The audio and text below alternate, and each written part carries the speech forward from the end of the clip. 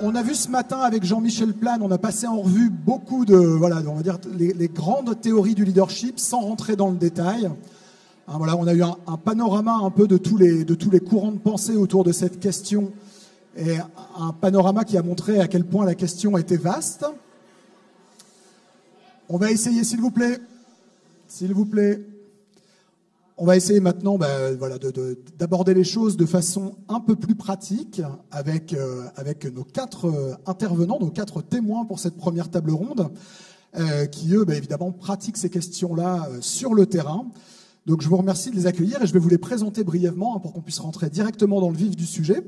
Donc, vous avez à gauche de la scène un binôme, Dominique Ansould et Rémi Delecta. Donc, vous êtes tous les deux d'anciens dirigeants hospitaliers. À vous deux, vous cumulez 35 ans, je crois, d'expérience en tant que DRH et directeur des soins. Aujourd'hui, vous accompagnez les cadres dirigeants et les équipes dans la réflexion autour de leur organisation et du développement de leurs compétences par le biais de votre structure commune qui s'appelle Dorémy Formation. Donc voilà, vous avez exercé, aujourd'hui vous accompagnez. À votre droite, Claire Gatzel, vous êtes médecin réanimateur depuis 30 ans, vous êtes spécialiste de la gestion des risques associés aux soins. Aujourd'hui, vous êtes au centre hospitalier de Béziers. Vous êtes également très impliqué dans les questions liées au management hospitalier et à ses évolutions, avec plusieurs mandats successifs de présidence de la communauté médicale d'établissement. Et vous êtes par ailleurs engagé dans la construction d'un pôle d'accompagnement managérial innovant au sein du centre de formation de votre établissement. Donc voilà, là aussi, les questions de leadership, finalement, vous animent au quotidien. Et enfin, je présente Valérie Berger. Valérie, vous êtes infirmière, cadre supérieur de santé, manager, membre de nombreux comités scientifiques. Vous coordonnez également l'unité de recherche en soins et d'innovation en sciences humaines. Vous êtes par ailleurs co-responsable du master IPA et du DU recherche infirmière et paramédicale. Et vous intervenez aux universités de Bordeaux et de Montréal. Donc, merci à tous les 4 de nous rejoindre. Et donc, je le disais en intro, on va essayer de comprendre un peu, après les grands concepts théoriques, finalement, comment cette question du leadership, elle se confronte aux réalités de l'hôpital aujourd'hui, dans un contexte évidemment particulièrement difficile. Alors, Dominique, Rémi, je ne sais pas comment vous voulez vous répartir les tours de parole. Je vous adresse des questions à tous les deux et puis je vous laisse vous débrouiller.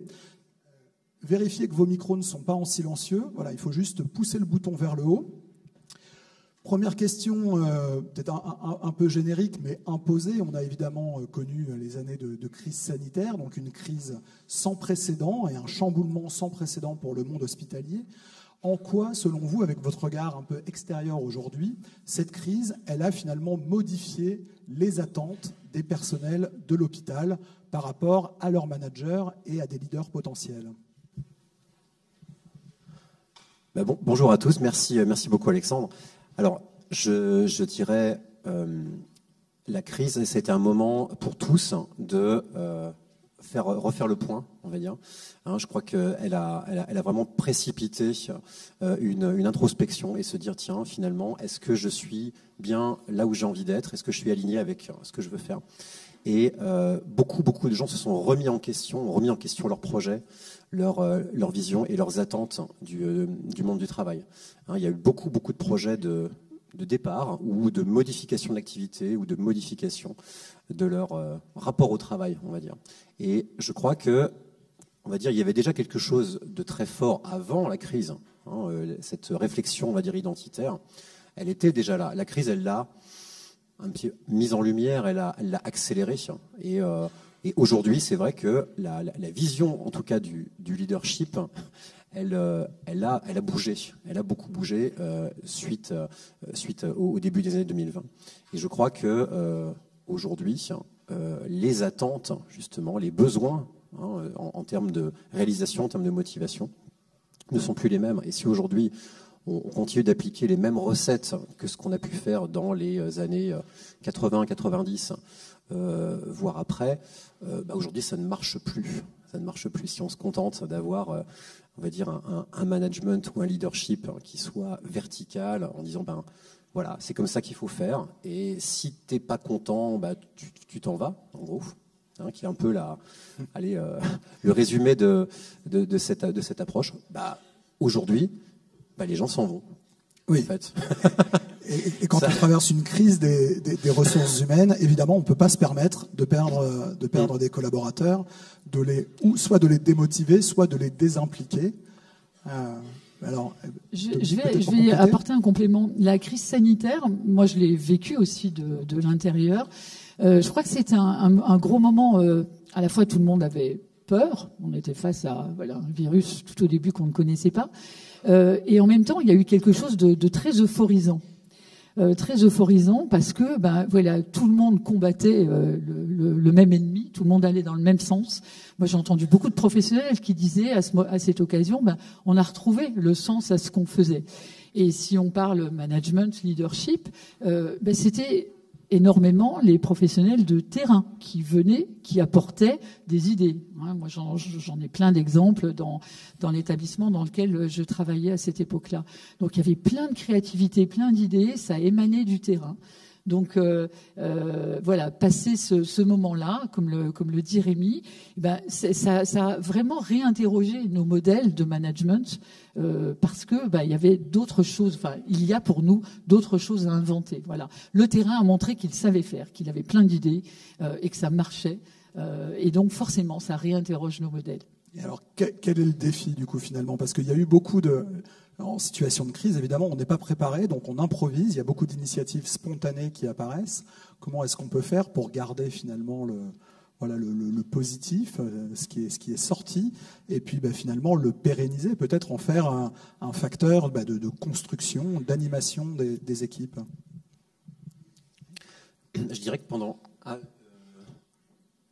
allez-y Rémi, et puis Claire, je vous passe la parole juste après. En fait, quand on était dans la crise, on était en action. Il y avait des choses à faire tout de suite, c'était maintenant, et on voyait le résultat concret de ce qu'on faisait. Donc le sens au travail, pour le coup, il a beaucoup de soignants, beaucoup de médecins nous ont dit pendant cette période-là, mais en fait on a l'impression là vraiment de voir concrètement le produit de notre travail. Et même si c'est dur, même si on a la trouille, même si on vit quelque chose de compliqué, finalement on s'est réalisé pendant cette période-là. Dès lors que et on s'est réalisé parce qu'on était en action. Moi, je crois beaucoup que les leviers du changement, entre la pensée rationnelle, entre l'émotion, entre l'action, finalement, c'est dans l'action qu'on arrive le plus à faire bouger les choses. Si je demande à une équipe aujourd'hui, qu'est-ce que vous pensez qu'on devrait faire? Ou comment est-ce que vous ressentez les choses? Ok, ça va résonner un peu, mais ce qui va être le plus efficace, c'est ok, vous savez quoi? Allez-y, dessinez le truc, construisons ensemble le projet, mettons-nous autour de la table. En fait, ça produit plus de changements, ça produit plus d'implication que simplement le fait d'en parler ou de s'écouter. Voilà. J'ai assez envie de résumer par un terme qui est l'autonomie. Redonnons de l'autonomie à chacun. Alors, à chacun à titre individuel et puis à chacun à l'échelle d'un collectif. Parce que dans nos structures de soins, on a des équipes. Et l'équipe, pour ce qui me concerne, je considère que c'est une entité aussi à part entière. Oui. Et qu'on doit aussi, au-delà des individus, on l'a entendu ce matin, parvenir aussi à fédérer l'équipe. Et donc, on pourra peut-être donner quelques illustrations. J'espère bien. Claire Gatzel, vous aviez très envie de réagir et je sais que ce sujet justement de la crise et des enseignements qu'elle a permis de tirer vous tient à cœur, bien sûr. L'enseignement en tiré, je pense que ce qui est très important, c'est que les équipes qui ont agi effectivement, sans se poser forcément trop de questions, mais en laissant parler leur créativité. Et cette créativité, elle n'était pas contrebalancée par du directif descendant, puisque personne ne savait ce qu'il fallait faire. Donc tout était bon à prendre. Je pense que ce qui est très important, c'est que ces mêmes équipes, après la crise, on les fasse travailler sur ce qui s'est passé. Nous, c'est ce qu'on a fait comme expérience. Je vous donne un exemple, sur l'équipe de réanimation qui a fait quand même 2 ans de Covid comme partout. Donc voilà. Et derrière, après 6 mois on repose les choses, on a amené cette équipe à retravailler sur ce qu'avait été pour eux cette période. Pas le rétexte de qu'est-ce qu'on a mis en place, qui a marché, qui n'a pas marché, etc. Mais ce qu'avait été pour eux cette période à titre personnel chacun, à titre collectif en équipe, en faisant de la créativité un peu comme ça. C'est-à-dire qu'on a permis à cette équipe d'exprimer ce qui s'était passé pour eux, et puis dans un deuxième temps, de finalement tout ce qui s'était passé qu'ils ont posé sur la table, qu'est-ce qu'ils veulent en faire pour l'avenir ? C'est-à-dire en dehors de la période de crise, c'est-à-dire essayer finalement de remobiliser ces équipes. Alors on l'a fait sur 7 équipes de réanimation, on l'a pas fait sur l'ensemble de l'établissement parce qu'on n'a pas eu, d'abord parce qu'il a fallu le penser et puis essayer, c'était vraiment du pilotage au départ. Mais qu'est-ce que maintenant ils peuvent travailler collectivement pour faire avancer un certain nombre de sujets, comme l'intégration de nouveaux arrivants, puisque finalement, il a fallu intégrer plein de gens. On a doublé le nombre de lits, donc forcément, à un moment donné, il a fallu intégrer plein de nouveaux professionnels. Donc ça les a amenés finalement à se remobiliser à partir de ce qu'ils avaient pu poser et vivre et conceptualiser pour de nouveaux projets. Et je pense que ça peut être en tout cas une ressource comme modalité de fonctionnement pour faire en sorte que ces équipes à qui on a tous collectivement demandé beaucoup, qu'on donnait sans compter, puissent capitaliser là-dessus et continuer à se sentir acteurs dans un certain nombre de projets d'établissement, pas dans tous forcément, mais dans un certain nombre. Et ça, j'ai trouvé que l'expérience, finalement, elle était extrêmement intéressante et ça leur permettait aussi de donner à voir aux autres. C'est-à-dire que ce qu'ils ont produit a été mis en lumière dans l'établissement et maintenant va être mis en lumière dans la ville. C'est-à-dire donner à voir à la population ce qui s'est passé, comment ils l'ont traduit eux aussi. Et ça donne, ces équipes, ça leur a forcément donné du sens. Bien sûr. Donc la question de la reconnaissance qui évidemment est clé. Et je retiens le fait qu'on n'interroge pas, après une période de crise, uniquement l'efficacité des procédures ou des protocoles dont on parlait juste avant et dont on connaît tous le caractère un peu pesant. Mais voilà, on prend le temps aussi finalement de s'intéresser à l'humain et à la façon dont on a traversé cette période. Valérie Berger, vous avez vous aussi très envie de réagir. Je pense que ces questions de reconnaissance, c'est quelque chose évidemment qui vous parle particulièrement.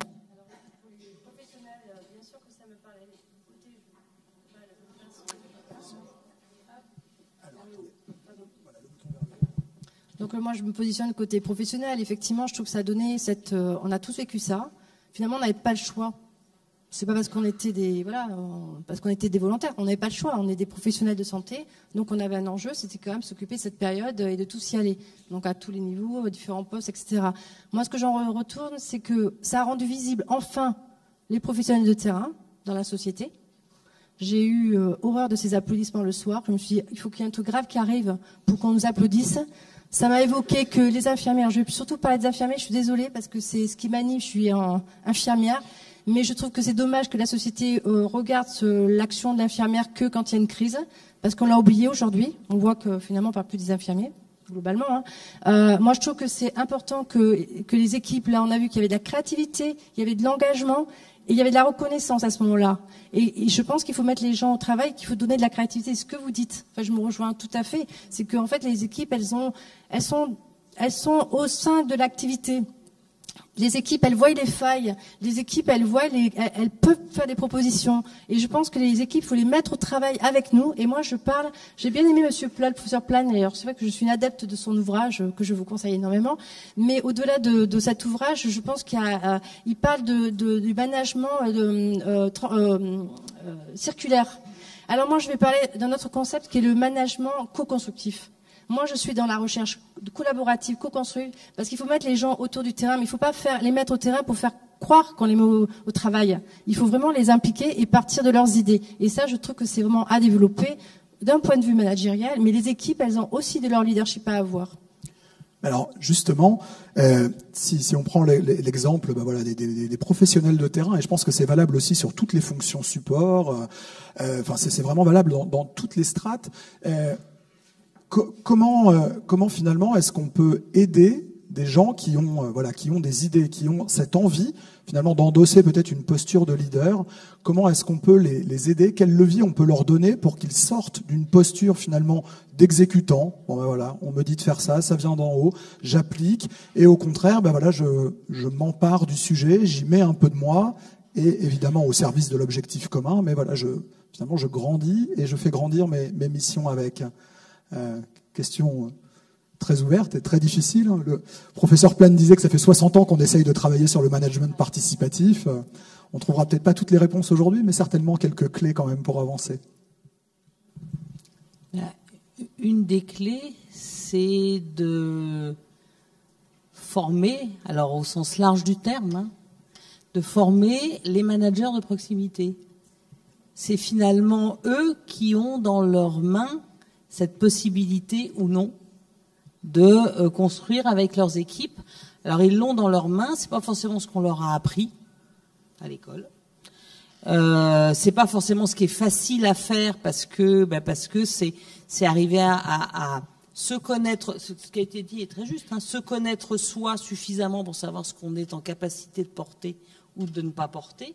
Et puis c'est aussi apprendre à vivre dans l'incertitude. Si on fait travailler une équipe dans du collaboratif, on ne sait pas trop ce qui va en sortir. Donc, c'est apprendre à gérer cette incertitude, à être à l'aise avec cette incertitude. Donc, c'est vraiment de la formation. Et c'est pour ça que, finalement, par exemple, le pôle d'accompagnement managérial du centre hospitalier de Béziers, il n'accompagne pas forcément les directeurs. Il accompagne les managers de terrain, médicaux, non médicaux, parce que c'est sur cette strate-là que se joue, à mon avis, l'évolution de nos établissements. Mais alors, souvent, quand on forme des managers, justement, ma question est un peu dans ce que je viens de dire, on forme des managers, on forme peut-être pas encore des leaders. Le manager de terrain, surtout quand il est peu expérimenté, pas expérimenté, ou qu'il a été peu ou pas formé, comment est-ce qu'il peut s'installer finalement dans une posture de leader et donc avoir cet effet d'entraînement un peu qu'on cherche à avoir? Rémi Delecta? Alors, moi je suis très content qu'on aborde la question de la formation. Il y a beaucoup de gens, encore aujourd'hui, encore en 2023, qui pensent que le leadership ne s'apprend pas, qu'il est inné. On l'a ou on ne l'a pas. Et même certains auteurs très documentés, comme Juliette Funès, qui est présentée comme philosophe, vient de sortir un bouquin en disant « Arrêtez les formations leadership. Le leadership, c'est on l'a ou on ne l'a pas. » Donc, en gros, si on essaie de dire « Allez, quelle est la part d'acquis et quelle est la part d'inné ?» Donc, Juliette de Funès, elle répond à la question, c'est 100% d'inné, 0% d'acquis. J'ai beaucoup de mal à adhérer à cette vision-là. Bien sûr qu'il y a une part d'inné et bien sûr qu'il y a une part d'acquis. En fait, le leadership, c'est par exemple de quelle manière est-ce que j'arrive à communiquer mes besoins? De quelle manière est-ce que je dis merci? De quelle manière est-ce que je présente des excuses quand il y a besoin d'en présenter? De quelle manière est-ce que je vais faire en sorte que les autres aient envie de me suivre? C'est ça, il me semble, le leadership. Le leader, c'est celui qu'on suit. Donc, en fait, la question que j'ai besoin de me poser, c'est comment est-ce que je peux faire pour que les gens aient envie de me suivre? Et ça, c'est dans toutes les situations du quotidien. Si on prend l'hôpital, même quelqu'un qui ne serait pas en position de management, il ou elle peut avoir besoin qu'on le suive. Par exemple, que ce soit un médecin quand il organise une consultation, quand il est au bloc opératoire, quand il est dans une visite, quand il est avec des internes, quand il porte un projet, mais c'est valable aussi pour n'importe quel type de métier. Donc pour moi c'est ça, et ça bien sûr que ça s'apprend. On a des outils qui sont extraordinaires. On a eu vraiment une flopée d'auteurs tout à l'heure. Je vois que Claire brûle de répondre. Claire et Valérie brûlent de vous répondre. Allez, je vous en propose juste un très pratique. Dominique et moi, on s'est formés au triangle de Karpman, qui est un outil à la fois très simple et très puissant pour définir Qu'est-ce qui se passe quand il y a un ratage dans une relation humaine? Voilà. Et souvent, le ratage vient des jeux psychologiques. Voilà. Au lieu d'avoir une relation saine, j'entretiens des relations involontairement malsaines depuis un rôle de victime, depuis un rôle de sauveur ou depuis un rôle de persécuteur. Et je le fais pas exprès, la plupart du temps en tout cas. Mais en tout cas, c'est ce qui vient un peu pourrir la qualité des relations. Et en fait, quand on prend ces 3 rôles, qui sont 3 vilains rôles, entre guillemets, et qu'on retourne, il y a des ressources très positives qu'on peut aller chercher, qui est très utile pour nourrir le leadership. Par exemple, derrière le rôle de victime, il y a la partie sincérité. Est-ce que je suis capable, sans me plaindre, sans être dans l'excès de plainte, de dire, là par exemple, là je suis en difficulté sur ce truc-là. Là j'y arrive pas, là j'ai besoin de vous. Et ça, ce truc-là, c'est énorme. Je ne crois pas qu'on ait envie de suivre quelqu'un qui ne dit jamais quand il est en galère, quand il a besoin de l'aide. Même chose derrière le S, le vilain rôle de sauveur, c'est-à-dire je fais à ta place, je pense à ta place, je sais mieux que toi ce qui est bon pour toi. Derrière ce vilain rôle, il y a des ressources positives, c'est la volonté d'aider, la portée du soutien. Et si j'arrive à développer ça, c'est-à-dire, ok, je te propose mon aide, je te propose mon soutien, mais sans t'imposer, sans te dire comment tu devrais faire. Là, je développe un aspect très important aussi du leadership. Et puis le troisième, c'est derrière le rôle de persécuteur, un très vilain rôle dans lequel je t'explique de manière agressive pourquoi tu as tort et pourquoi tu devrais faire ça, etc. Derrière ça, il y a des ressources positives qui sont la capacité de proposer, de faire des pactes, de faire... d'être dans, autrement dit, le fait de dire, donner mon avis, de m'exprimer, sans imposer mon point de vue. Voilà, c'est ce qu'on pourrait appeler l'autorité, par opposition à l'autoritarisme. Voilà. Bien sûr. Si j'arrive à avoir de l'autorité, si j'arrive à avoir du soutien, si j'arrive à avoir de la sincérité, waouh, là je peux commencer à travailler mon leadership. Et ça se travaille. Très bien. Valérie, allez-y. Moi, je suis entièrement d'accord avec vous que c'est pas inné et que ça s'apprend progressivement et on a toujours à apprendre. On évolue tout le temps, mais il y a aussi, je pense que la formation est indispensable, mais aussi au plus bas niveau. C'est-à-dire que les professionnels de terrain doivent apprendre à avoir une certaine posture de leadership. Moi, je parle de leadership clinique. En sciences infirmières, on va parler du leadership clinique, le leadership managérial et le leadership politique, parce que aussi c'est la place qu'on prend dans la société. Et au niveau du leadership clinique, en fait, c'est très important parce c'est l'influence qu'on va avoir sur les patients, en fait. C'est comment on remonte des données aux patients, comment on lui fait comprendre son traitement, comment il va être acteur, comment il va utiliser des données probantes pour avoir des soins exemplaires, et comment le patient, il va avoir envie de le suivre parce qu'il aura en face de lui un chef d'orchestre qui va lui donner envie d'avancer et envie de progresser. Donc ça, c'est très important. Et ça, il faut que les professionnels en soient convaincus pour aller se former. Donc, par exemple, moi, je suis co-responsable de la formation des infirmiers en pratique avancée.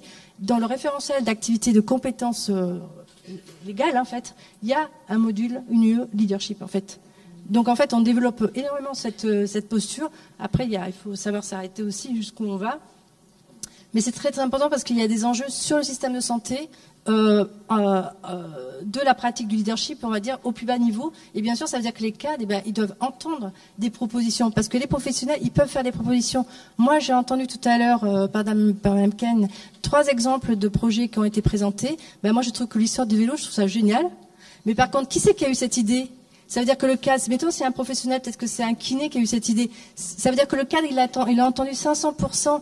Et ça veut dire que le cadre, après, il a mis en place une action et ils vont jusqu'à à le rendre visible par en le proposant à ce projet. Je trouve ça génial. Donc ça, c'est cette capacité. Et les professionnels, c'est vrai qu'on les écoute. C'est-à-dire le cadre, il doit avoir les oreilles ouvertes à 500%, quoi.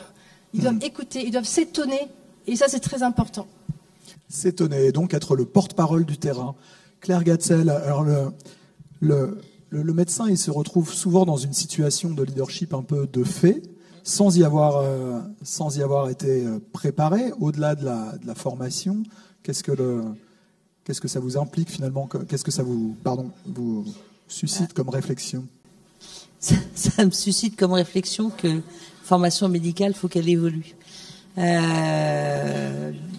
Apparemment, la salle est d'accord. Grandement.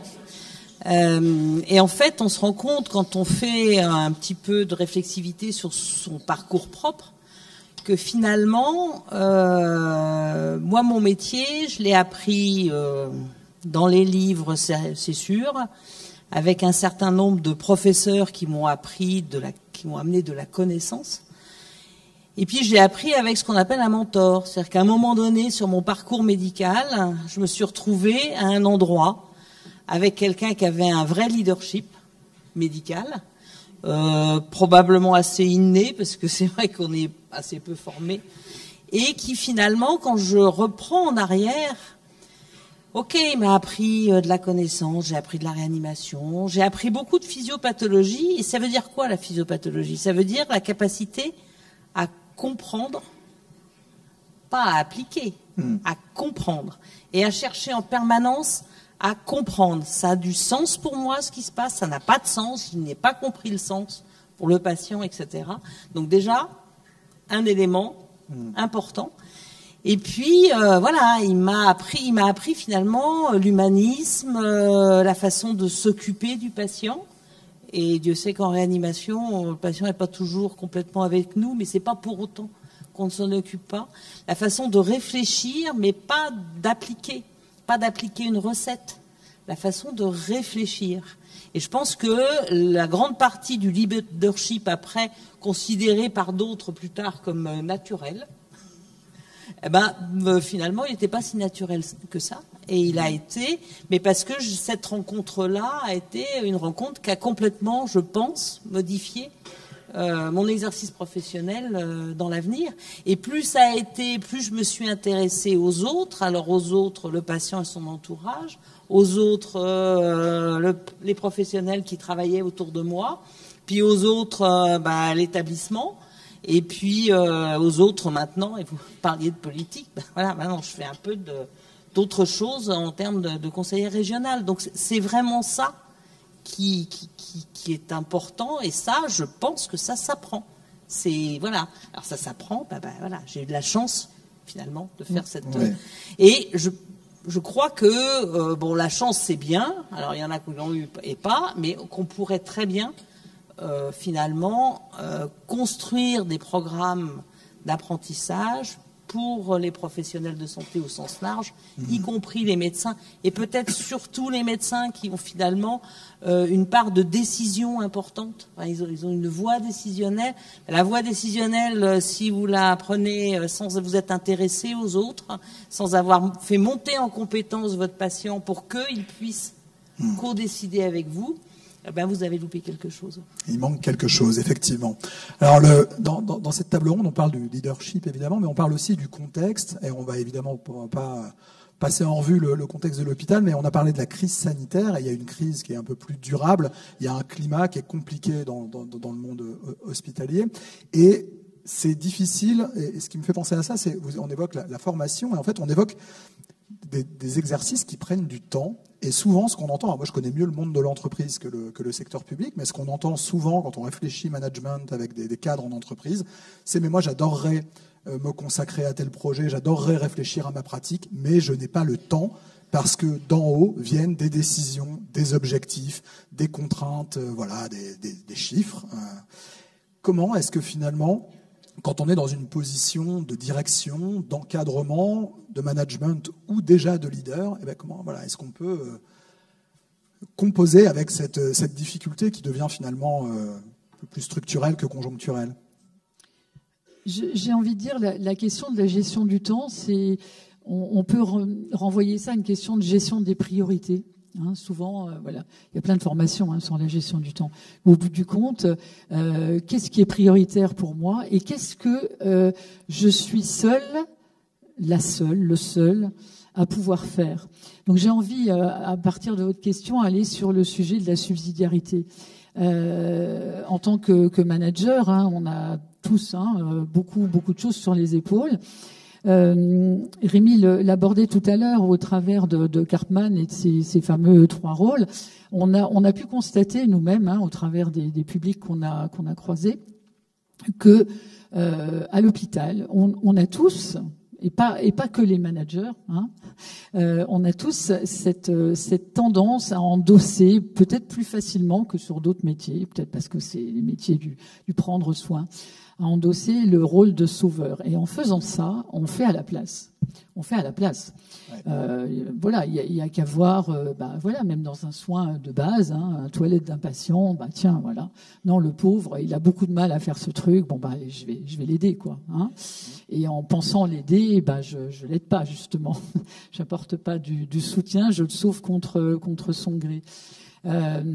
Donc la question, je pense qu'on peut vraiment se poser, c'est il y a des tas de choses que je fais en tant que manager et que je pourrais confier à d'autres et en allant justement au plus proche du terrain, parce que ce sont ceux-là qui le font le mieux, qui savent le mieux.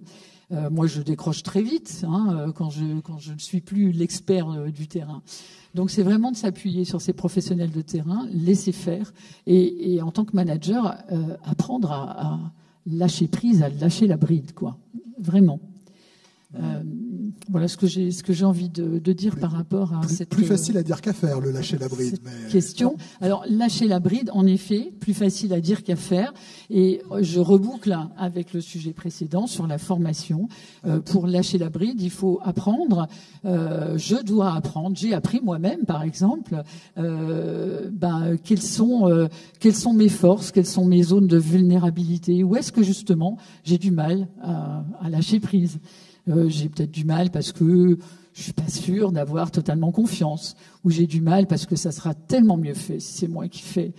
Ça ira plus vite aussi, voilà. Donc c'est apprendre à se connaître. Et là aussi, pour ça, il y a plein de formations. J'ai d'ailleurs entendu avec beaucoup d'intérêt le programme de formation de parcours managérial qui est proposé au CHU. Qui porte pour 3 des briques là sur la connaissance de soi. Donc pour moi, voilà, une des réponses c'est celle-ci. Très bien. Rémi, vous voulez compléter ? J'ai une anecdote en fait pour illustrer un peu ce que vient de dire Dominique.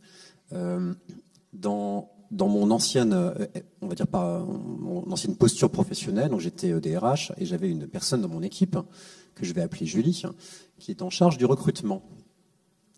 Et elle est très efficace dans ce qu'elle fait.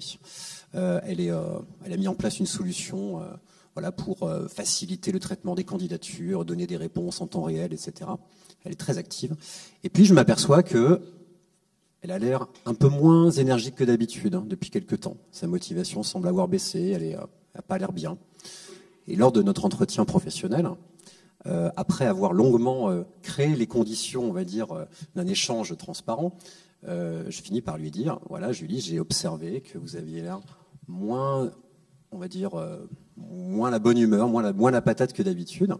Si vous souhaitez en parler, je vous écoute.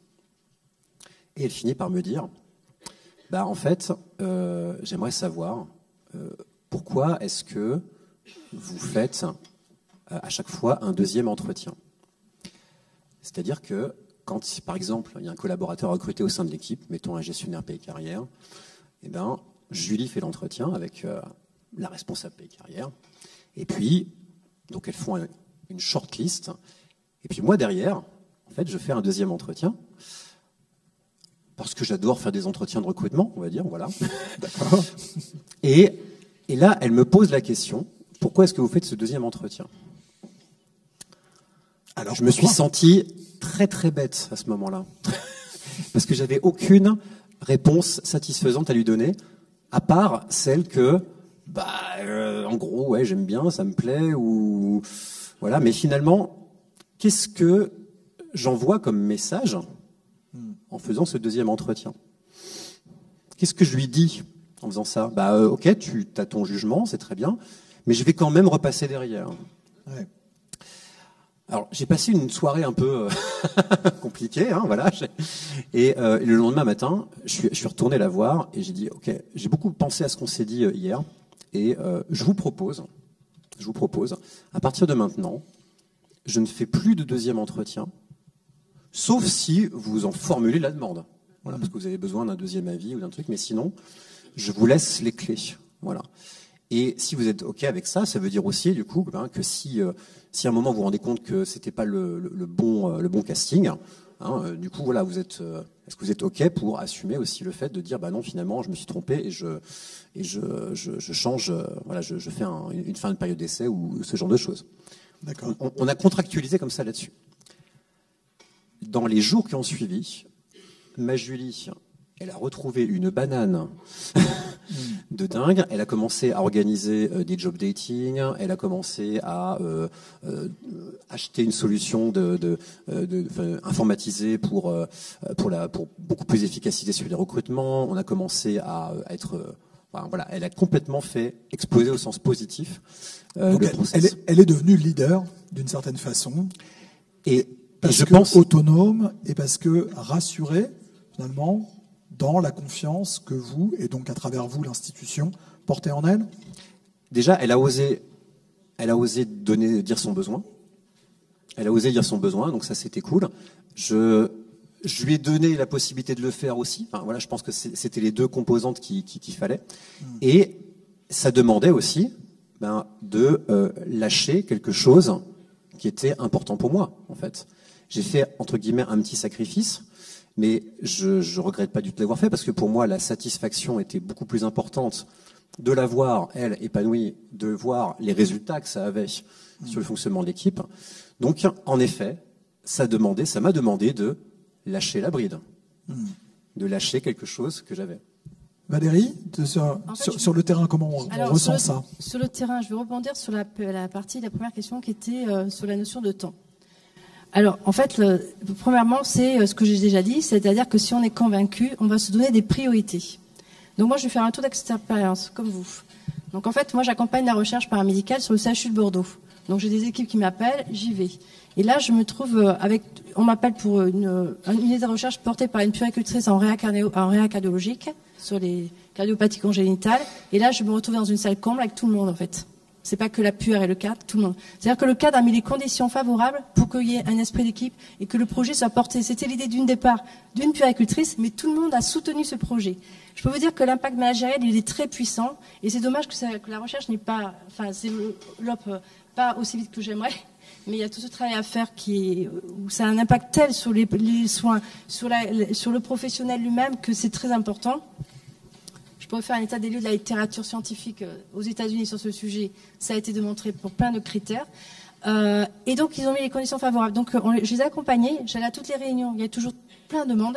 Donc, ils se sont partagés les articles à lire pour faire la recension des écrits. Ils ont eu le financement et le projet est parti. Et par contre, l'impact qu'il va y avoir pour cette recherche, c'est ils vont s'occuper des parents qui sont isolés, parce que quand on leur fait un diagnostic de cardiopathie congénitale en anténatale, après, quand la dame accouche, on lui sort son bébé, et comment on peut faire le lien de parentalité, et on sait que ça a des conséquences sur le neurodéveloppement de l'enfant. Mais l'équipe, et tout le monde est derrière eux, le chirurgien est derrière eux, le cardiologue est derrière eux, et c'est fantastique, et il y a plusieurs exemples comme ça. Donc la recherche, le management de ces projets, dans des conditions favorables, ça a un atout très puissant, parce que ça veut dire que le cadre qui est le leader dans ce truc, il a entendu, et il a transformé tout ça, et il est vraiment le puissant chef d'orchestre. Claire Gatzel. Je rebondis sur votre exemple parce que ce qui est important, c'est que le cadre est entendu. Et est entendu le fait que un de nos grands sujets tarte à la crème des hôpitaux, c'est l'attractivité. Finalement, pour rester attractif, alors c'est l'attractivité à l'entrée, bien entendu. Avec ça c'est un sujet à part entière et on peut en discuter.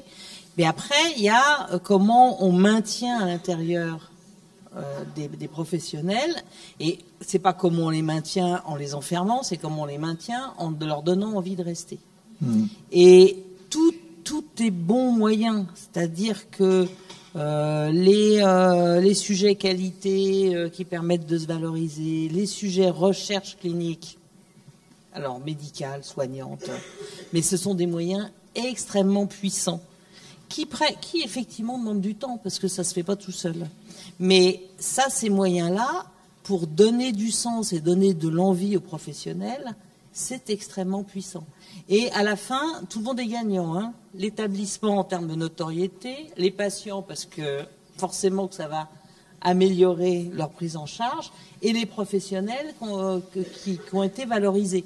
Donc là, on est sur des sujets qui sont malheureusement, alors en CHU, c'est pas tout à fait le cas, puisque ce sont les centres de recherche dans les centres hospitaliers plus petits.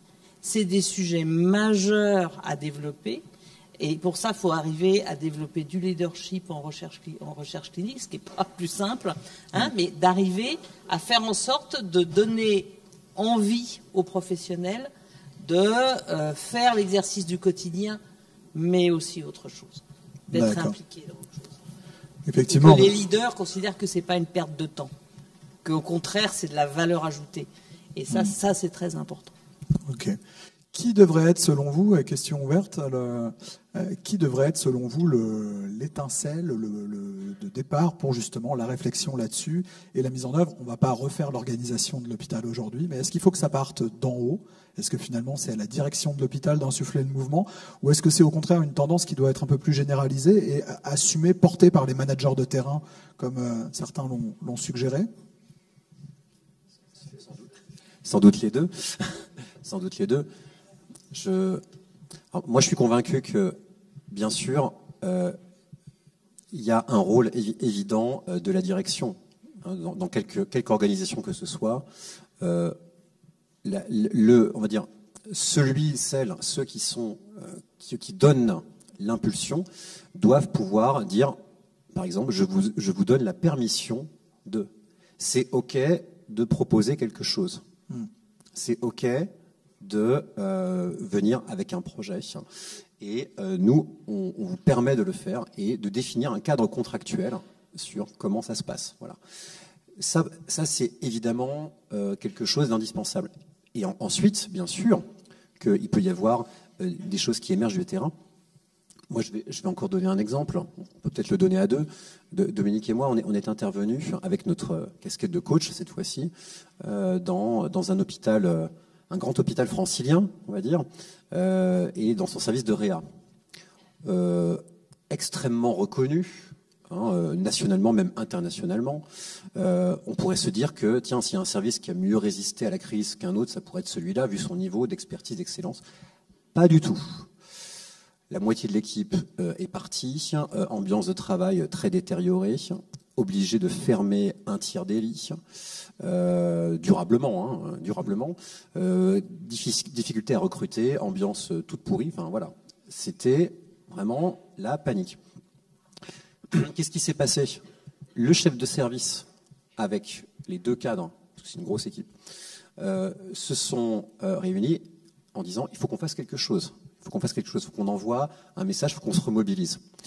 Et pour ce faire, ils ont fait appel à des intervenants extérieurs, dont nous avions la chance de faire partie. Et en fait, l'impulsion, elle est venue d'eux. C'est-à-dire, c'est déjà on veut travailler sur notre manière de travailler ensemble. On veut le faire avec vous. Ça, c'est 50% du chemin. C'est énorme. Ouais. Alors, nous, on a aidé à faire les 50% restants en organisant ça, en les faisant bosser. Et qu'est-ce qu'ils nous ont dit à la fin de cet accompagnement qui a duré quelques semaines? Ils ont fait leur plan d'action. On les a fait travailler sur leur plan d'action. Et en fait, le premier truc, c'était, on a besoin, nous, d'entendre, on a besoin de qualité relationnelle avant tout. On n'a pas besoin forcément de renforcer les formations, de renforcer l'expertise. C'est pas le matériel qui nous fait défaut plus que ça. Ça peut aider, mais c'est pas l'essentiel. On a besoin de se dire bonjour le matin. On a besoin qu'avant d'attaquer une prise en charge, avant de dire tiens, on va s'occuper du patient du pont, voilà comment on va faire, c'est salut, comment ça va? On se prend un moment, on investit la relation, on a un temps d'inclusion. On a besoin de pas juste entendre les consignes des médecins répercutées. Il y a eu un staff, ok, il y a un infirmier de liaison qui va nous rapporter le truc. Ok, on a les infos, mais c'est pas ça qui nous vaut. Nous, on a besoin aussi d'être au contact. On a besoin d'une qualité relationnelle. Et oui, parce que c'est ça qui va donner le sens. Et ça veut dire aussi, et la dernière chose, ça nous avait fait rire parce que on avait les deux cadres qui nous disaient ils sont pas dans l'équipe, ils sont pas assez proactifs. Ils font rien. On est obligé un petit peu de, voilà, on a l'impression qu'ils sont pas force de proposition. Quand on est arrivé, qu'est-ce qu'on les a vus faire, toutes les deux? Dès lors qu'il y avait une question, est-ce que par exemple, on n'a pas de clim ou on n'a pas l'écran qui machin. Attends, je vais voir. Elles se levaient, elles allaient régler le truc. Et on s'est dit, tiens, vous faites ça aussi dans le service au quotidien? Ah bah oui, parce que sinon, d'accord. Et si vous arrêtiez de faire ça, et plutôt que d'imposer entre guillemets le fait de le faire à la place d'eux, que vous contractualisiez sur comment est-ce qu'on s'y prend. Autrement dit, sortir de la posture de sauveur, je fais à la place d'eux, qui part d'une très bonne intention, hein, okay, hein. Oui. Mais en tout cas, voilà. Et en fait, ils ont fait leur groupe de travail et ils se sont complètement remobilisés. Chacun est devenu acteur au moins d'un projet. Et ils ont rouvert, là, 3 mois après, 4 mois après, ils avaient rouvert une partie des lits, ils ont commencé à recruter, ils ont commencé à faire des journées des ambassadeurs où ils venaient eux-mêmes présenter aux étudiants leur propre job, ils ont fait des vidéos pour parler de leur métier, etc. Donc des gens réinvestis, une équipe réinvestie, complètement. Et en partie parce que le projet a été co-construit. Valérie, j'ai une question pour vous sur le. Vous avez évoqué tout à l'heure la pratique avancée. C'est vrai que dans un service, il y a un binôme, et puis maintenant il y a une nouvelle pièce qui vient se mettre dans le puzzle. Dans quelle mesure est-ce que cette nouvelle pièce, l'infirmière de pratique avancée, elle a un impact finalement sur la dynamique de l'équipe et comment évidemment on peut aider l'IPA à se mettre dans une posture de leadership. En sachant que sa place reste à prendre finalement entre les pièces existantes. Comme je disais tout à l'heure, en fait, c'est l'IPA, ce sera surtout du leadership clinique. En fait, elles sont à même à avoir des données de la science actualisées, donc à se mettre à jour. Elles savent faire. Et par contre, elles ont un enjeu, c'est d'impacter le terrain sur ça. Donc, si elles voient des pratiques qui sont pas, on va dire entre parenthèses exemplaires, elles doivent former les équipes à la clinique. Elles sont pas un cas de manager, c'est pas du management qu'elles vont faire. Hein. Et du coup, il y a surtout des appréhensions. Non, les IPA, elles ont un rôle dans la clinique. Elles doivent rester dans la clinique. Par contre, avoir ce leadership clinique, puisqu'elles ont les connaissances, les compétences pour faire ça. Donc en fait, après, c'est leur capacité à transformer ça et à aller le diffuser dans la pratique. Donc moi, franchement, je pense que si elles exercent bien leur rôle, donc on les suit, elles arrivent juste, c'est pas facile à implanter, il faut vraiment faire du coaching. Donc nous, on a la chance au CHU de Bordeaux, on a quelqu'un qui est dédié, qui va soutenir on va dire en transversal pour des formations justement d'accompagnement de ces équipes, etc., pour pas qu'elles soient isolées. Mais elles ont un impact très puissant, je pense, sur la pratique dans quelques temps. On pourra regarder finalement si on a des pratiques qui sont meilleures.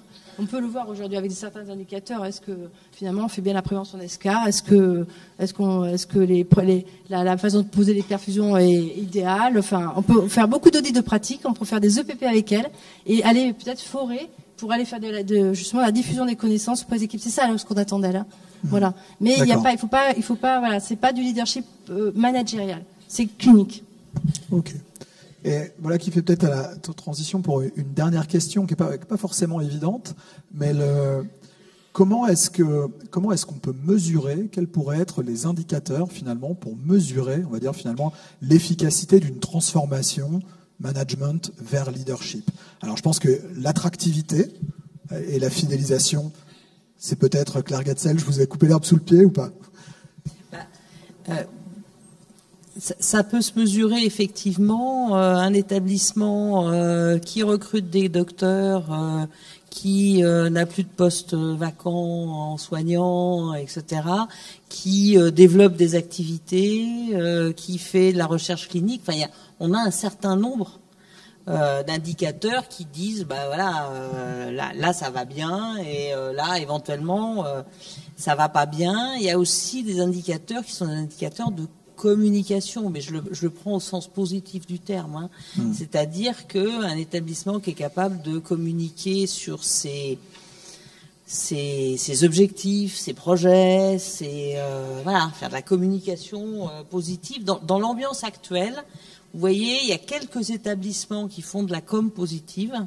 Ils sont pas très nombreux parce que c'est pas très facile non plus. Hein. Mais on peut se dire, bah là, il y a un certain nombre d'indicateurs que ça va bien, à condition que ça continue, hein, parce que si c'est pas one shot, parce que là on peut toujours communiquer n'importe quoi en one shot. Mais bon, il y a un certain nombre d'éléments qui font penser que il y a des établissements qui arrivent à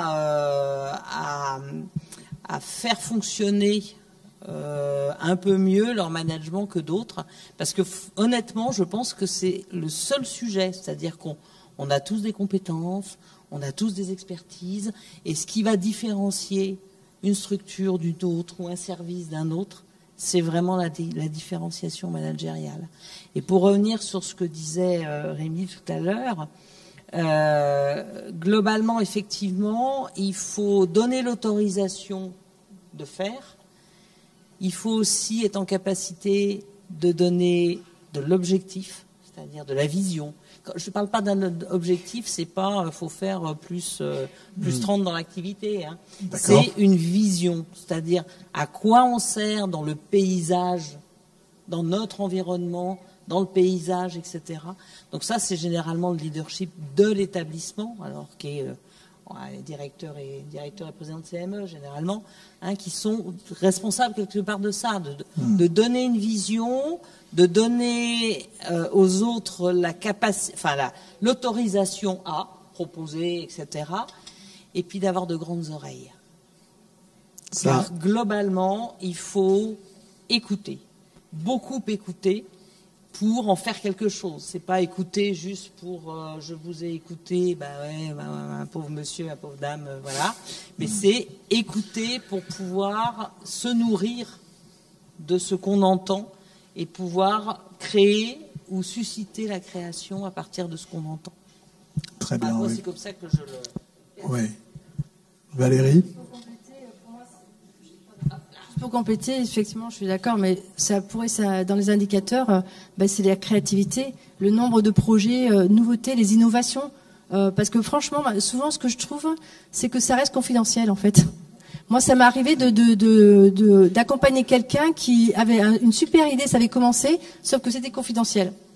Donc, en fait, il faut rendre visible tout ça. Et donc, il faut que les agents qui ont des idées, soient en capacité de les dire, d'expliquer pourquoi cette idée, et après de les transformer, peut-être en projet de recherche. Moi, ça m'est arrivé, j'ai aidé 2 projets à aller faire breveter l'innovation. C'était confidentiel. Donc voilà, donc c'est tout ça, et ça, c'est un bon indicateur. C'est le nombre de projets qui sont rendus visibles. Et la créativité des individus. J'ai envie de rebondir sur cette question des projets.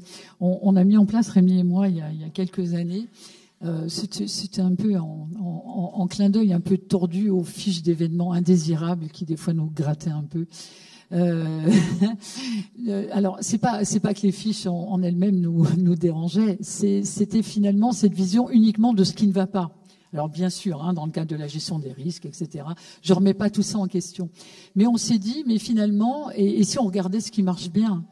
Et si on regardait ce qui marche bien, oui, le feedback positif. Et pour rebondir sur ce que vous disiez à l'instant, donc on a créé les FED, les fiches d'événements désirables.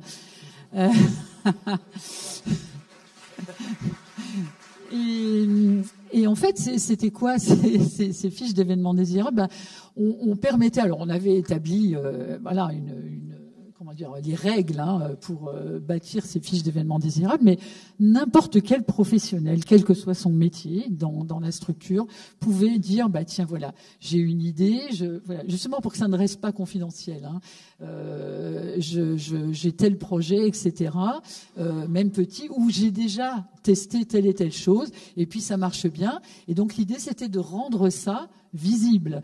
J'entendais la question dans ce qui était présenté là dans les projets à Bordeaux avec tout le monde qui pédalait à l'occasion du Tour de France. Il se trouve que c'est un truc qui s'est fait aussi là dans notre établissement. Mais pas que quoi. Il y a plein d'initiatives. Moi j'en ai une en tête qui était absolument formidable, une équipe de gériatrie qui bossait dans un secteur fermé.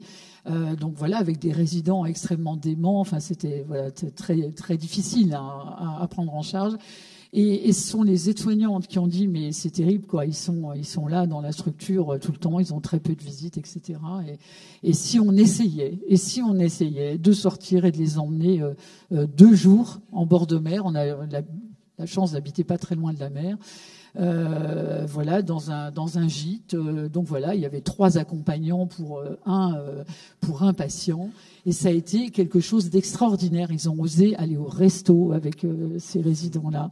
Il y avait une piscine. Enfin voilà, ils ont fait des trucs, mais absolument incroyables. Ouais. Alors évidemment, il a fallu au niveau de la direction, on a mis toutes les bornes qu'il fallait, on va dire, en termes de sécurité, mais on les a accompagnés là-dessus. Il y a des familles qui ont pu venir aller voir leurs proches dans ce contexte-là. Et ça a été quelque chose mais de fantastique, avec reportage photo, avec tout ce que vous voulez à la clé, qui a été rediffusé après. Enfin, vous voyez, un truc super. Et en fait, ce qu'elles ont fait à travers ces fameuses FED, c'est qu'elles ont décrit toutes les étapes par lesquelles elles sont passées. Et ça a permis à d'autres équipes de s'emparer de ce truc-là et de le reproduire et de le faire. Donc moi, je crois aussi que ça fait partie de ces indicateurs, comment on peut concrétiser des actions des équipes. Communiquer les bonnes nouvelles, c'est vrai qu'on a tendance à l'oublier, c'est quand même une des bases pour la motivation et la mobilisation. Allez Rémi, pour compléter le tour de table, sur la question des indicateurs peut-être, très rapidement. Alors, on peut aussi, je vais pas reprendre toutes les bonnes vibes qui ont été données. On peut aussi avoir de l'indicateur purement brut entre guillemets. Il y a aujourd'hui par exemple, il y a une boîte qui a développé l'IBET, donc IBET. Alors c'est un clin d'œil en fait parce que IBET c'est l'anagramme de EBIT, c'est-à-dire l'excédent brut sur machin, autrement dit le taux de profit. Et justement Victor Vaknin qui s'amuse beaucoup de ça en disant on peut pas mesurer la performance d'une entreprise ou d'un hôpital uniquement à son taux de profit, on doit aussi pouvoir la mesurer à sa performance sociale, à sa capacité à créer de la satisfaction au travail. Donc voilà. IBET, indicateur de bien-être au travail. Et pour créer son indicateur, en fait, là pour le coup, il a vraiment pris de la donnée, de la data, à partir de ce qu'il appelle en fait le taux de désengagement, à partir du nombre de départs à l'initiative des employés, à partir du taux d'absentéisme, à partir de plein d'indicateurs. Et vraiment, c'est du coup un indice composite qui permet de donner un score. Et là pour le coup, c'est du score purement factuel, objectif, il n'y a pas de subjectivité derrière. Et mine de rien, le fait d'afficher un taux, par exemple, entre 0,85 et 0,95 montre qu'il y a une vraie performance sociale dans une organisation. Par contre, quand c'est en dessous de 0,80, c'est moins bon. Et quand c'est au-dessus de 0,95, c'est pas bon non plus, parce que ça traduit, dans ces cas-là, qu'il y a plutôt du surengagement. Ah oui. Et qui, dans ces cas-là, est le terreau, on va dire, du burn-out. Donc voilà, c'est une approche qui est vraiment très intéressante. Il y a quelques hôpitaux qui ont développé, qui ont mis en place l'IBET. Voilà, ça peut être une des manières de mesurer ça. Super. Merci beaucoup. Merci à tous les 4. Vous pouvez les applaudir. Alors restez là. Je vais maintenant demander à notre grand témoin, Sama Karaki, de nous rejoindre sur scène. L'idée, donc, je vous disais en intro, Sama est neuroscientifique. Elle a écouté la table ronde. J'ai vu qu'elle a été très studieuse, qu'elle réagissait aussi, donc c'est bon signe. Ça veut dire que les propos étaient intéressants. Installez-vous là-bas. L'idée, c'est que Sama nous, finalement, prolonge un peu les échanges, ou en tout cas, ou les emmène dans une autre direction avec son regard de scientifique.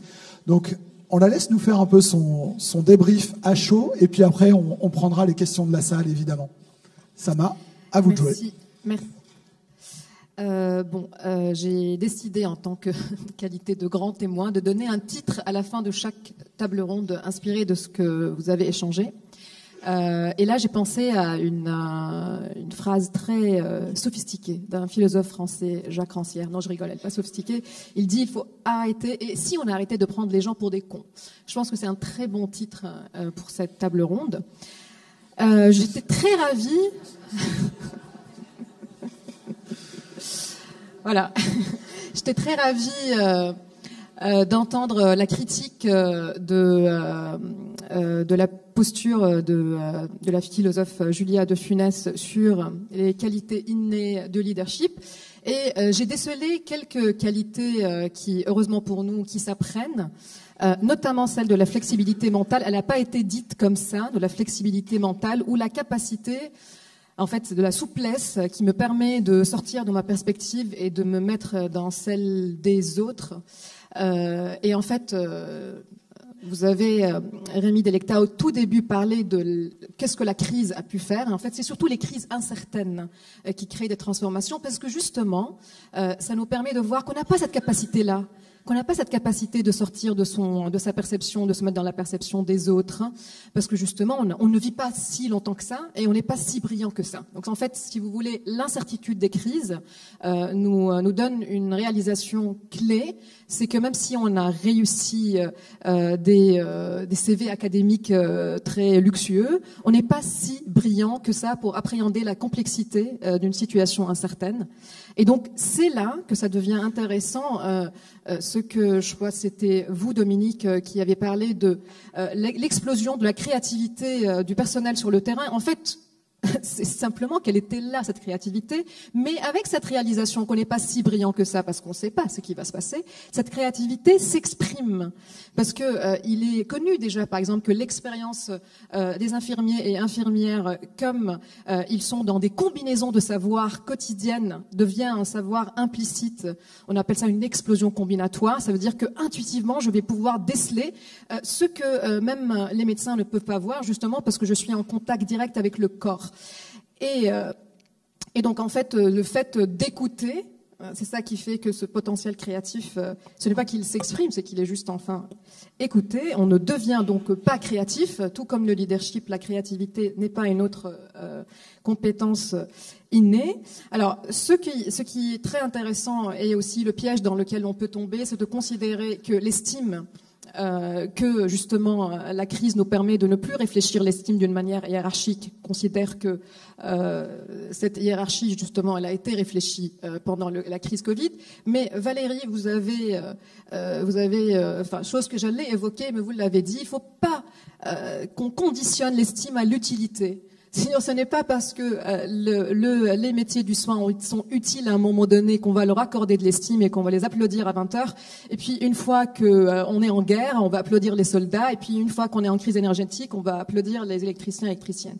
Et donc, en fait, que cette hiérarchie de l'estime, elle est inconditionnelle. Elle prend en compte le fait qu'on est une société qui est dans l'interdépendance et que le leadership, en fait, justement, peut-être une autre qualité, c'est de comprendre qu'il n'y a pas de génie leader, que le leadership est un principe d'interdépendance collectif. Et donc, je termine aussi sur le risque de ne pas confondre l'estime avec la performance, c'est-à-dire que ce que vous avez évoqué, leurs indicateurs sont des indicateurs qui se révèlent à long terme. Et en fait, notre acharnement à trouver et à calculer, à évaluer des critères de court terme réduisent l'évaluation aux critères de performance économique parce que ce sont le plus faciles à calculer, que ce soit dans le milieu du soin ou dans l'éducation. Ce que vous êtes en train de suggérer, c'est des transformations qui vont attendre 15, 20 ans. Donc il faut qu'on ait la patience et la confiance de laisser faire et donc de lâcher prise de notre obsession de l'efficacité qui se réduit donc à sa rapidité. Et donc, je termine sur maintenir cette idée qui a été évoquée par vous quatre, que en fait, à chaque fois qu'on regarde une personne qui n'a pas eu la même trajectoire, la même formation que nous, comme étant quelqu'un qui a quelque chose à nous apprendre, on a toujours été gagnant. Merci. Donc, je ne sais pas si...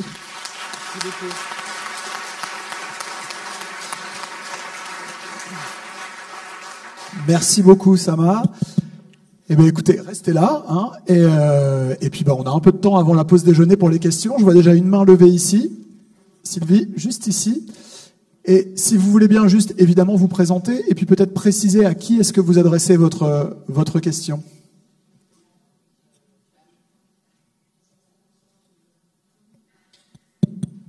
C'est bon, allez-y.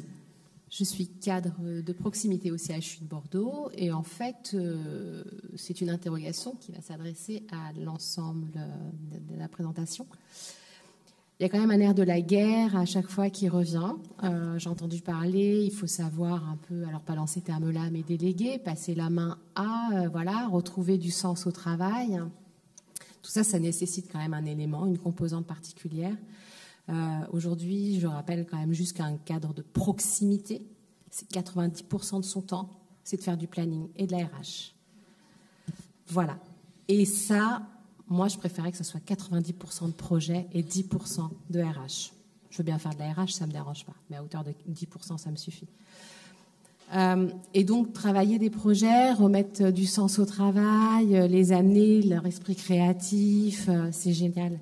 Pourquoi ça a bien marché aussi pendant la crise? Moi, j'ai eu la chance de faire partie d'un service où j'ai des effectifs normés.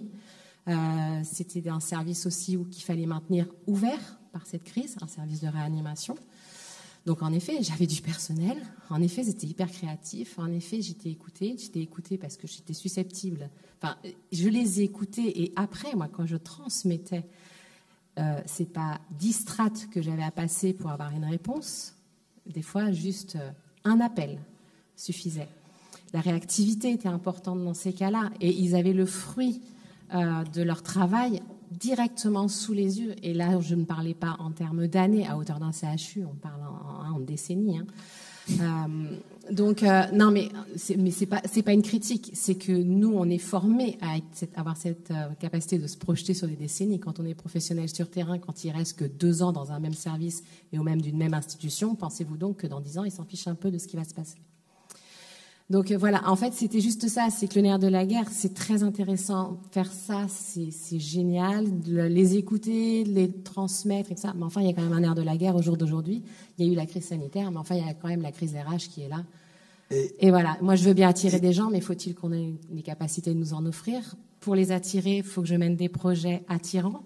Pour mener des projets attirants, il faut que j'ai du personnel. Il ne faut pas que je fasse 90% de RH. Voilà. Alors, bon, il n'y a pas vraiment de questions, mais il y a un témoignage, un coup de gueule. Si on devait... Oui, Claire Gatzel, allez-y. Vous racontez quelque chose qu'on connaît tous. Il y a quand même des sujets sur ces 90%, justement, qui, moi, je trouve que c'est dommage, quelque part. Et il y a des sujets qui sont plus des sujets institutionnels, c'est de se poser la question de comment on peut faire institutionnellement, et là c'est vraiment la machine établissement qui peut être créative, pour que ce ne soit plus 90%. Ce serait déjà 80 ou 75, ça vous laisserait un peu de souplesse. Mais je pense que la machine institutionnelle établissement, ça pourrait être un de ses objectifs. C'est-à-dire de se dire, comment je peux dégager du temps d'encadrant. Si on leur demande d'avoir le leadership, alors moi c'est ce que je considère, c'est-à-dire que c'est vraiment la strate extrêmement importante dans un établissement en termes de leadership, il ne faut pas que 90% de son temps soit passé à faire du RH.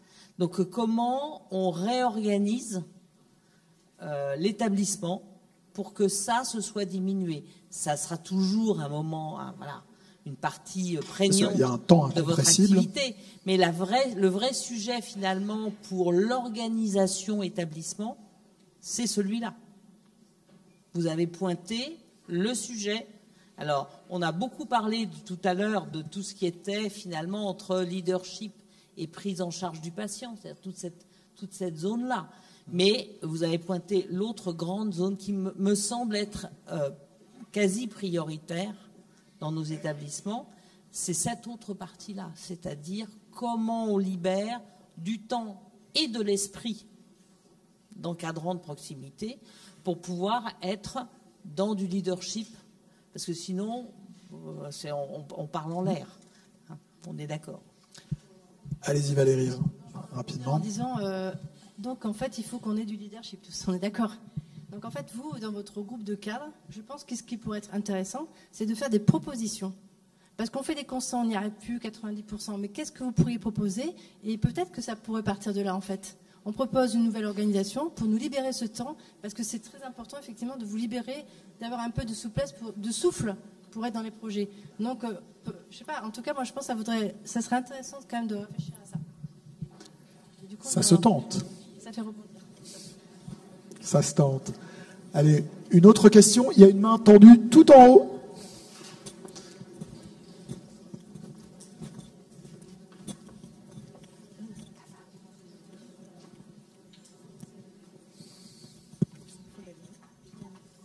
Bonjour. Ma question, elle est assez simple et pour tout le monde d'ailleurs. Comment ne pas être découragé en tant que manager face à, aujourd'hui, je pense, des équipes qui en veulent toujours plus? C'est vrai qu'on l'a évoqué un peu tout à l'heure, le contexte de crise. Il y a une perte de foi au niveau des équipes, mais aussi au niveau du manager. Comment est-ce qu'on fait pour que le manager ne se sente pas isolé? Alors, vous venez de prononcer un mot là. Hein, comment ne pas déjà ne pas être isolé. C'est vrai que c'est un exercice qui peut être trop solitaire. Donc je pense en effet que pouvoir se rapprocher de ses pairs, avoir, j'ai entendu parler de projets de co-développement par exemple. Ça fait partie aussi. Hein, co-développement, c'est un super outil qui peut permettre de dire là tiens, je me sens découragé par rapport à telle situation, etc. Et puis voilà, j'intègre un groupe et je peux évoquer ma problématique. Je me nourris de ce que les autres m'apportent et je nourris les autres par la même occasion. Donc ça serait un premier élément de réponse qui vaut ce qu'il vaut. L'autre aussi, c'est s'appuyer sur des réussites, même petites. C'est vrai que dans des contextes comme ceux que vous vivez, que nous vivons tous, voilà, il manque du monde dans les services, on a du mal non seulement à recruter mais à fidéliser, on passe notre temps à gérer des plannings, à combler des trous, etc. Oui, on peut vite se décourager. Donc et du coup on ne voit plus que ça, quoi. Ça prend toute la place, ça prend toute la tête. Et il n'y a plus tellement de temps de cerveau disponible, quoi. Et le fait de s'imposer quand même un temps de break où on réfléchit et on se dit tiens, quelle est la dernière réussite, c'est ce à quoi nous invitait Perrine Ken en introduction de la journée. Mais je crois que vraiment ça fait du bien, quoi. Voilà. Même si elle est petite cette réussite, mais je peux vous garantir que ça inverse le processus. Super, merci. Sama, avec un œil un peu plus extérieur, finalement, et avec l'œil scientifique, comment est-ce qu'on peut avancer sur cette question de cadres démobilisés qui ont besoin, eux aussi, d'être accompagnés? Je ne sais pas si vous connaissez la prière des alcooliques anonymes. En tout cas, c'est une bonne chose si vous ne connaissez pas. Et c'est inspiré du philosophe stoïcien Marc Aurèle qui dit « Dieu, donne-moi la sérénité d'accepter ce que je ne peux pas changer, puis le courage de changer ce que je peux changer, et la sagesse de discerner entre les deux. » Et je pense que pour des situations comme telles que les responsabilités que portent les managements, en fait, ils ne sont pas responsables de tout, ils ne sont pas capables non plus de prendre en charge le bien-être de leurs équipes, ni toutes leurs revendications. Mais avec en fait ce discernement de ce qui dépend de moi, il y aura déjà une délégation de certaines batailles, une élimination de certaines batailles, et puis une concentration avec tout le courage qui reste, avec le peu de ressources que nous avons, pour mener la bataille qu'on peut mener, qui est celle peut-être de les engager dans une autonomie procédurale.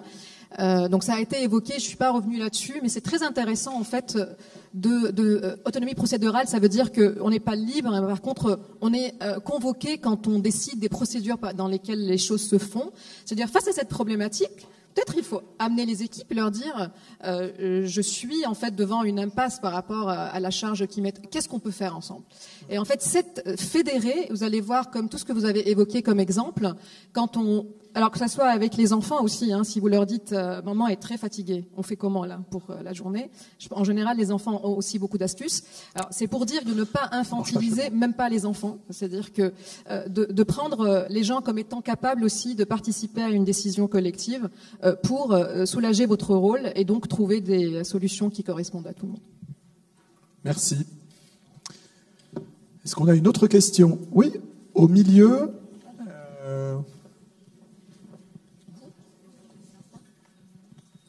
Et là après. Alors, attendez, on va commencer au milieu et puis on prend votre question après. Oui, bonjour. Donc Morgane Escande, élève cadre de santé. Je vous entendais donc parler de vision pour essayer d'engager au maximum les collaborateurs. Et ça me fait penser dans les entreprises privées, on parle beaucoup de valeurs d'entreprise qui peuvent donc stimuler les collaborateurs à innover, à plus se mobiliser. J'ai le sentiment parfois quand on échange avec les collaborateurs de l'hôpital public en l'occurrence, qu'il y a parfois un flou sur les valeurs communes de l'hôpital.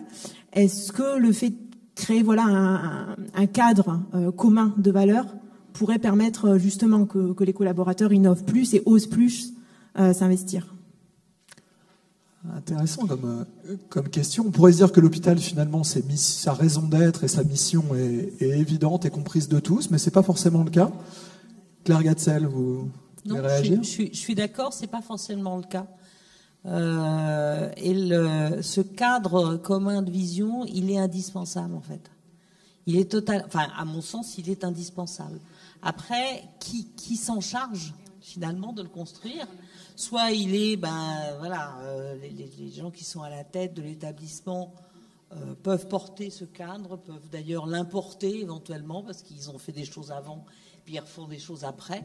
Donc soit ils viennent avec un cadre, soit la démarche de dire il faut qu'on construise un cadre commun est une première démarche qui est extrêmement importante. Pour certains établissements qui sont dans le flou, comme vous dites, ça paraît être une démarche extrêmement importante et qui concerne pas que l'équipe de direction. Enfin, c'est vraiment une démarche à ce moment-là qui doit être commune et savoir ce qu'on chante en commun. Alors il y a plein de méthodes pour ça. Il y a plein de techniques qui peuvent aller jusqu'à la chorale. Effectivement, c'est pour ça que je dis ce qu'on chante en commun, c'est ce qu'on va être capable de chanter en commun à un moment donné pour pouvoir se dire là on est tous ensemble et on est et c'est à partir de là qu'on construit notre cadre et après on peut travailler. Mais cet élément-là, il est extrêmement important et la formation au management de nos managers hospitaliers, là aussi je pense qu'on peut rediscuter, mais ça me paraît être un élément essentiel. D'accord. Valérie, vous vouliez ajouter quelque chose sur cette question de la vision? Je voulais rajouter que votre question me fait penser que c'était un sujet vif. Prochainement, j'organise un séminaire pour les cadres du CHU, c'est un petit groupe, sur le management intergénérationnel et la recherche, bien sûr, un thème c'est ça. Et en fait, je fais intervenir Laurent Dubos, qui était un psychosociologue, et quand je l'ai appelé au départ, je voulais un titre alléchant, Génération Millénium, parce que j'avais lu Millénium. Et donc il m'a dit non mais là vous vous trompez fortement, c'est pas le problème de génération. Donc il m'a frotté, ça m'a bousculé, mais c'était super. Et il m'a dit c'est le sens au travail, c'est les valeurs. Il me dit je défie n'importe qui maintenant de dire je viens pourquoi, c'est quoi les valeurs du CHU, quels sont les fondements que j'ai. Et donc on va réfléchir à ça et je pense qu'il y a un gros axe de travail sur ce sujet. Donc super. Super, merci beaucoup. Oui, allez-y. Madame. Alors, Cathy Vanès, responsable RH dans un hôpital d'instruction des armées. Donc, je n'appartiens pas au monde des soignants puisque je suis cadre administratif. Et alors, au risque de casser l'ambiance, moi, je voudrais vous poser la question suivante. Et si on proposait de tuer une génération? Alors, ma question est peut-être un peu provocatrice. Mais on va dire, au quotidien, je le vois, y compris avec les cadres de santé aussi chez nous, effectivement, qui se plaignent du poids de la gestion du planning, par exemple, ou du poids des tâches RH qu'on leur demande en permanence. Mais avec la transformation numérique, en fait, auquel on est confronté au quotidien, on va avoir de plus en plus des outils qui vont nous permettre d'alléger nos tâches administratives, y compris chez nous dans le domaine RH. Ça va donc alléger aussi les tâches des opérationnels, donc pour moi des cadres de santé. Par contre, le problème auquel on est confronté au quotidien en tant que manager de proximité, parce que moi aussi je suis un manager de proximité, c'est parfois le fait qu'en fait au niveau du top management, les propositions que vous voulez faire, vous êtes confronté en fait à un mur. Donc, c'est la réalité. Donc, dire tuer une génération, c'est peut-être choquant, dit comme ça, mais quand vous avez un top management qui ne répond pas ou qui ne veut pas comprendre que la transformation numérique va changer énormément l'organisation du travail, les relations au travail, l'organisation du travail, le développement du télétravail, comment voulez-vous avancer ? En tant que manager de proximité, effectivement, je peux comprendre qu'au bout d'un moment, les gens soient désabusés. Très bien. Alors, je ne sais pas qui veut réagir à ça. Non pas à la proposition d'éliminer une génération, vous l'avez,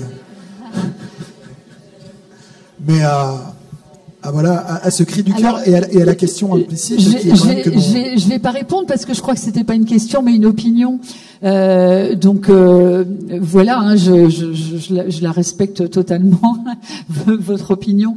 La seule chose que ça m'évoque, c'est que il y a un risque en toute chose qui serait de généraliser certains comportements, voilà, et se dire que on peut avoir affaire à certains moments, oui, à des top managers qui n'entendent pas, qui restent ancrés dans des vieilles habitudes ou quoi que ce soit. Enfin voilà, en tout cas, qui ne soient pas dans le mouvement dont on est en train de parler aujourd'hui.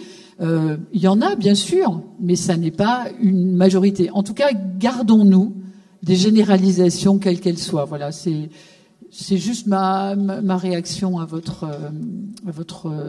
proposition.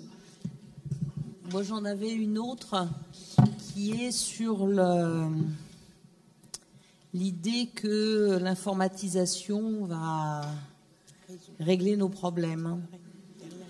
J'ai quelques années d'expérience d'informatisation en tout genre d'ailleurs, qui n'ont jamais réglé les problèmes, qu'en ont éventuellement créé.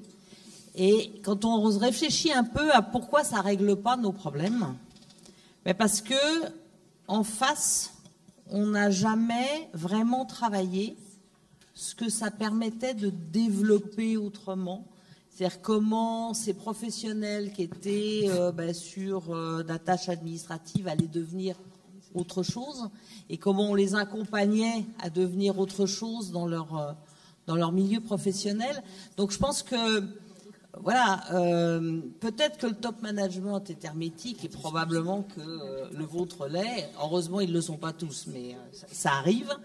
Mais aussi, je pense que dans ce que vous avez décrit, je pense qu'il y a une illusion qui me paraît être une mauvaise illusion, une illusion qui peut créer de la difficulté, parce que même si l'outil change, donc les pratiques vont changer, ça va éventuellement donner du temps à d'autres pour faire autre chose, mais comment on les accompagne à faire cette autre chose, comment finalement on profite collectivement dans l'institution de ce temps dévolu pour faire autre chose et qu'est-ce qu'on en fait. Et je pense qu'il y a tout ça aussi derrière l'évolution technologique qui est importante, mais qui amène à se poser, à mon sens, d'autres questions et à générer d'autres évolutions qui sont plus humaines et qui me semblent être, par contre, elles, extrêmement importantes. Ça va ? Moi, je trouve intéressant que les deux questions qui se sont suivies montrent deux réalités très différentes. Et peut-être que si on continue les questions du public, chacun veut dire comment je fais pour pour que je puisse répondre aux pressions des autres. Pour revenir à l'anecdote que vous avez donnée sur les rôles différents, qui sont visiblement en fait non compris et non connus par les uns et les autres. Et ça veut dire qu'il y a quelque chose qui est, pour répondre à la première, quelque chose qui est beaucoup plus intéressant que les valeurs, qui n'ont d'ailleurs aucun sens pour notre cerveau en tant que neuroscientifique. Je veux dire que si maintenant vous listez des valeurs, comme l'intégrité, la bienveillance, je sais pas, ça veut rien dire pour le cerveau. Et d'ailleurs, c'est très très énervant quand vous souffrez, qu'on vienne vous bassiner de termes abstraits et qui sont polysémiques et qui peuvent justement venir, on est dans le milieu de soins, donc en fait comme des soins symptomatiques, alors parce qu'on veut justement, on veut pas savoir quel est l'organe qui souffre. Et donc en fait ce qui souffre, alors ce n'est pas un mur, hein, c'est peut-être, et j'entends ce que vous avez dit, alors par contre je le prendrai pas comme une opinion parce que visiblement c'est un fait, et donc en fait du coup ce fait il est vécu tel qu'il est. Par contre ce n'est pas parce que c'est un mur, parce que ce sont des êtres irrationnels. C'est parce qu'en fait, ils ont aussi peut-être, et ça nécessite la compassion pour ce qu'ils peuvent vivre comme contrainte au changement. Ça veut dire que moi, par exemple, maintenant, si je pense à ce que j'ai envie de transformer dans ma propre vie, j'ai des super chantiers. Mais j'arrive au mur qui est la limite des ressources temporelles, la limite des ressources des dispositifs. Et donc, en fait, bien sûr, il ne faut pas prétendre écouter, parce que ça serait hypocrite, mais il faut qu'on puisse avoir déjà une transparence dans la compréhension de rôle des uns et des autres, mais aussi des actions concrètes pour que la transformation soit la plus radicale possible. Il ne faut pas avoir peur du terme radical, hein, mais je veux dire dans le sens que ça soit pas justement symptomatique, que ça soit radical pour que ça puisse toucher à tous les niveaux que vous êtes en train d'évoquer d'une manière séparée. Et donc ça invisibilise les liens qui sont très forts entre ces milieux et qui finissent par créer la frustration à tous les niveaux. Merci beaucoup. Une autre question là-haut, oui. Allez-y. Oui. Bonjour, Jennifer. Du coup, je suis étudiante cadre à l'IFCS du CHU de Bordeaux. Vous avez parlé tout à l'heure de la refonte des études médicales, ou en tout cas du souhait d'une refonte des études médicales. Vous pensez pas que tant qu'on ne parlera pas de convergence médico-soignante, de management aux médecins, on ne réussira pas à rattacher des équipes médicales qui sont un petit peu réticentes au projet, à les fédérer avec nous en tant que cadre ou futurs cadres, et voilà, et du coup à fédérer vraiment une équipe médicale et paramédicale autour d'un projet de service, d'un intérêt vraiment, afin de replacer à chaque fois le patient vraiment au centre des préoccupations. Si, et quand je parlais de refonte, il y avait tout ça dedans, c'est-à-dire perdre l'illusion que... Et vous savez, on traîne l'histoire du colloque singulier dans nos imaginaires et dans notre culturel médical, c'est-à-dire le colloque entre le médecin et le patient. Bien entendu que celui-là est important, et déjà dans celui-là, c'est pas très simple parce que là, faut arriver, comme dit Madame, à décoder ce qui se passe pour soi, ce qui se passe pour l'autre, pour pouvoir arriver à parler à l'autre en étant le plus entendu, en tout cas en comprenant le mieux possible ce qui est en train de se passer.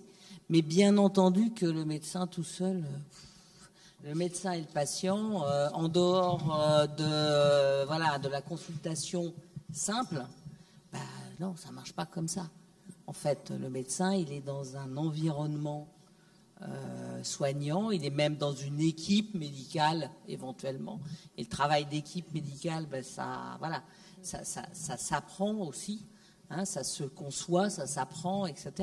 Donc dans la refonte, j'étais pas du tout sur les connaissances spécifiques qui évoluent au cours du temps et qui sont intégrées au fur et à mesure, mais j'étais bien sur le savoir-être, sur les soft skills en fait. C'est ça qu'on apprend peu. Qu'on apprend sur le terrain. Alors sur le terrain, ça dépend comment le terrain est propice. Donc heureusement, quand même dans notre parcours d'apprenant, on visite plusieurs terrains. Donc on peut avoir une chance d'en trouver des propices. Mais voilà, c'est plutôt ça qui me paraît extrêmement important. Et si vous apprenez à écouter l'autre et à décrypter ce que vous êtes vous à ce moment-là et l'autre, ça marche pour le patient, ça marche pour les soignants, ça marche pour les collaborateurs médicaux, etc. Ça marche pour tout le monde. C'est ça qu'il faut qu'on arrive à intégrer dans les études médicales. Je crois que c'est pas encore complètement gagné, même si la petite musique commence à faire du bruit. À résonner un peu. Rémi et puis Valérie après qui voulait réagir. Alors, je crois qu'on a une particularité aussi à l'hôpital, dans l'organisation générale, c'est on a d'un côté une organisation médicale, de l'autre une organisation paramédicale. Et souvent, ce qu'on observe, quand ça marche bien dans un service, souvent, c'est parce qu'il y a un très bon binôme entre le chef de service et le cadre. Et en fait, tout à l'heure, Jean-Michel Plane parlait, en citant Mintzberg, du communityship. Parfois, le leadership, il doit se partager. Et je crois que dans les services de soins, on n'a pas le choix. On est un peu contraint à travailler le leadership à deux. C'est comme ça, voilà. Que ce soit bien ou pas bien, j'en sais rien, mais en tout cas, c'est comme ça. Et donc, vraiment, l'une des pistes de travail qui me semble les plus intéressantes, quand je suis cadre de santé ou que je suis chef de service, c'est d'investir la relation avec mon binôme et de dire, OK, de quelle manière est-ce que tu souhaites qu'on travaille ensemble? Qu'est-ce qui, pour toi, est essentiel? Sur quoi est-ce que tu veux absolument pas lâcher? Voilà, qu'est-ce qui est pour toi le plus important? Voilà ce qui, pour moi, est le plus important, sur lequel j'ai besoin de ne pas lâcher. De quelle manière, maintenant, est-ce qu'on peut faire coexister ces deux contraintes-là? Qui décide quoi, de quelle manière? Comment est-ce qu'on s'organise sur telle ou telle prise de décision? Comment est-ce qu'on anime ou comment est-ce qu'on co-anime les réunions de service, etc., etc. Si on arrive à faire ça, pour le coup, c'est vraiment de l'observation. Hein. Quand il y a des bons binômes cadre-chef de service, généralement, il y a moins d'absentéisme qu'ailleurs, il y a plus de participation, il y a plus de satisfaction au travail, il y a moins de problèmes de recrutement aussi. Hein, on arrive plus facilement à faire venir des gens chez nous. C'est incroyable, hein, comme le lien de corrélation qu'il peut y avoir entre la qualité du management, notamment porté par ce binôme, et on va dire le fonctionnement général. Ça ne se résume pas que à ça, bien sûr, mais en tout cas, il y a vraiment une grosse composante de notre point de vue. Merci Rémi. Valérie? Moi, je voulais rebondir sur la refonte des études. En fait, oui, c'est un sujet vif. Je pense que les universités en ont pris la mesure et on mutualise beaucoup de cours. Par exemple, les IPA, elles sont formées avec des étudiants en médecine. La simulation se fait avec eux. On fait des trucs au lit du patient avec eux. Le médecin, l'IPA va connaître, va voir comment on fait de la simulologie, comment on ausculte le patient. Par contre, l'étudiant en médecine, il va voir comment on fait la relation avec le patient. Donc, du coup, il y a l'apprentissage de chaque côté. Donc ça, c'est en train de se faire. Et donc, on va mutualiser de plus en plus de cours. Il y a les PACES aussi, on va passer d'une fonction à une autre, on peut changer de formation. Donc, en fait, je pense que les choses évoluent beaucoup. Moi, j'interviens dans l'UE Recherche, des étudiants en médecine de 5e et 6e année. L'UE, pour ceux qui veulent faire une trajectoire de recherche. Au début, c'était bon sang, qu'est-ce que les infirmières peuvent rechercher. C'était un peu ça que j'avais comme accueil quand j'allais dans le truc. Maintenant, c'est plutôt ça. D'abord, je leur prends chaque fois, j'ai arrêté de faire ça, je prenais des sujets hyper techniques, la trachéo, je faisais des études comparées, randomisées, les gros trucs pour leur montrer qu'on faisait de la recherche de haut niveau aussi. Maintenant, je fais plus ça, du coup, et on discute longtemps. Et en général, ils restent longtemps avec moi. Et on discute. Donc, en fait, ils connaissent mieux parce qu'ils sont en fac, en cours avec les étudiants IPA, par exemple. Donc, en fait, je pense qu'il y a un enjeu qui est très important, c'est que de connaître le rôle de chacun, en fait. Et on peut pas parler de choses tant qu'on ne sait pas le rôle. Quand on va s'immerger avec les uns et les autres, du coup, on apprend le rôle de chacun. Ça, c'est gagnant pour la suite, en fait. Je pense. Très bien, merci. On va arrêter là. Écoutez, merci beaucoup. Je pense que vous pouvez applaudir nos 5 intervenants.